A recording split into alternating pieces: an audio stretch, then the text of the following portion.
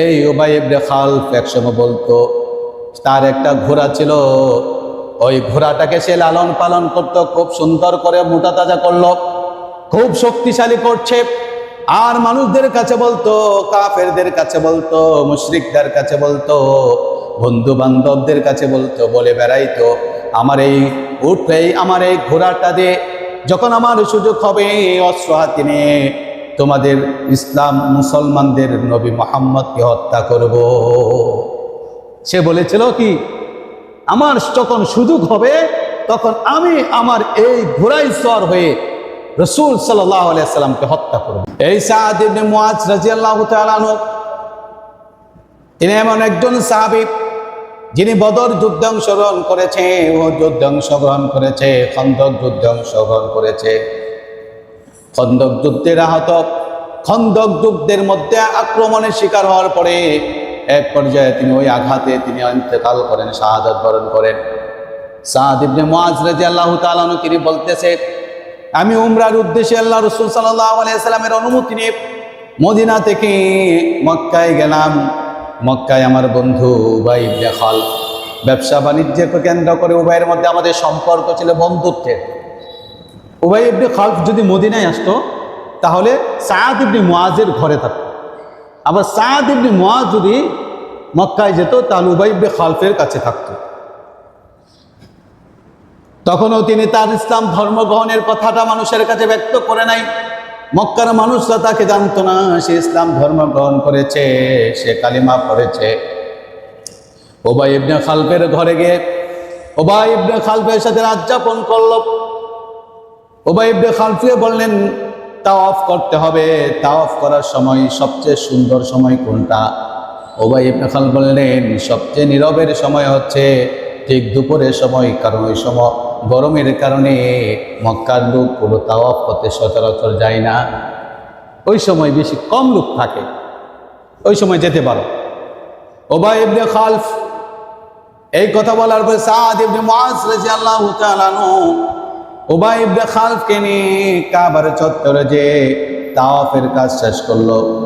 তাওয়াফের কাজ শেষ করার পরে আবু জাহেল সাদ ইবনে মুআজকে বলল, এই সাদ ইবনে মুআজ, সাদ ইবনে মুআজকে ডেকে বললেন তোমার পরিচয় কি? তোমাকে তো আগে কখনো এই মক্কার মধ্যে দেখি নাই, তোমার পরিচয়টা আমাকে বলো। তখন উবাই ইবনে খালফ বললেন সে আমার বন্ধু, মদিনার বন্ধু, আমার ক্লোজ বন্ধু, সে এসেছে তাওয়াফ করার জন্য, উমরা করার জন্য। আবু জাহেল তখন চিৎকার মেরে বলল তুমি মদিনার বাসিন্দা, তোমরা তো খুবই অন্যায় করেছ, আমাদের শত্রু মুহাম্মদ সাল্লাল্লাহু আলাইহি সাল্লামকে তোমরা আশ্রয় দিয়ে করো, বড়ই অন্যায় করেছ। আজকে যদি তুমি আমাদের উবাই ইবনে খালফের মেহমান না হতে তাহলে আজকে তোমাকে এই মক্কা থেকে ভালোভাবে যেতে আমরা দিতাম না। একটা ধমক দিল, ঠেট দিল।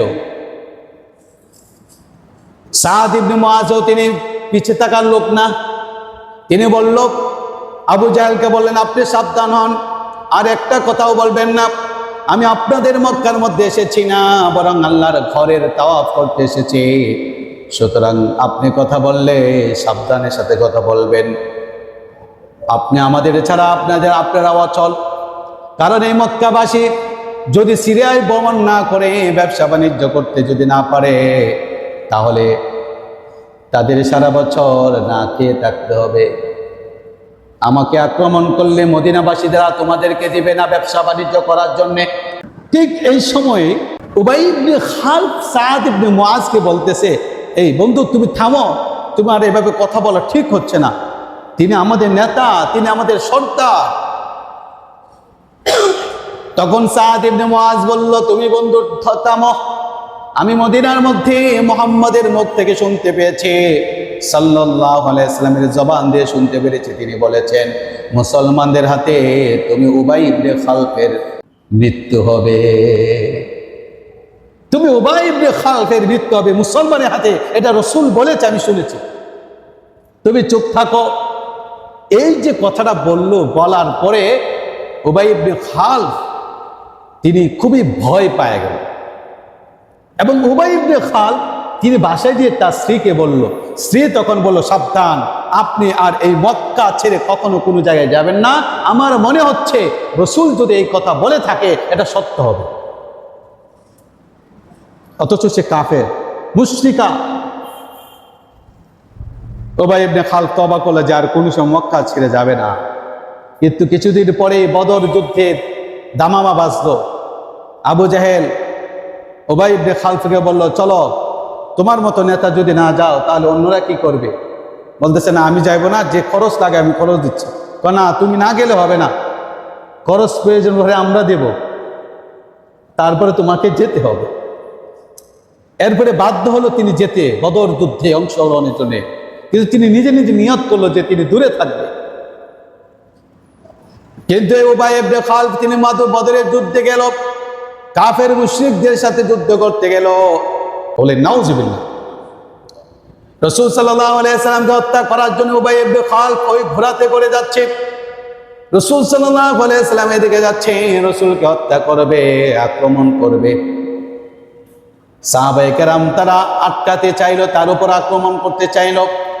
আল্লাহ রাসূল সাল্লাল্লাহু আলাইহি সাল্লাম বললেন, এই উবাই ইবনে খালফকে আসতে দাও, আমি তাকে দেখছি। আল্লাহ রাসূল ধনুকের একটা তীর নিয়ে তার দিকে ছুঁড়ে মারলেন, তার ঘাড়ের একটা জায়গার মধ্যে লাগলো, সাথে সাথে ঘোড়া থেকে থপাস করে মাটিতে পড়ল। মুসলমানদের পক্ষ থেকে বিভিন্ন সাহাবায়ে কেরামরাও তার উপর আক্রমণ করলো। বেলাল রাদিয়াল্লাহু তাআলা আক্রমণ করলো। বেলাল রাদিয়াল্লাহু তাআলা তিনি বললেন, এই উবাই ইবনে খালফকে আজকে পাইলাম, কারণ তোর গোলাম আমি ছিলাম। উবাই ইবনে খালফের গোলাম ছিল বেলাল রাদিয়াল্লাহু তাআলা। পরে আবু বকর রাদিয়াল্লাহু তাআলা নির্যাতন দেখে, বেলাল রাদিয়াল্লাহু তাআলা কষ্ট দেখে তাকে আজাদ করে দিয়েছেন বিপুল অর্থের বিনিময়ে। এই উবাই ইবনে খালফ বেলাল রাদিয়াল্লাহু তাআলা কে গরুর মতো করে নাক ছিদ্র করে নাকে রশি লাগিয়ে তাকে এভাবে টানতো আর কষ্ট দিত।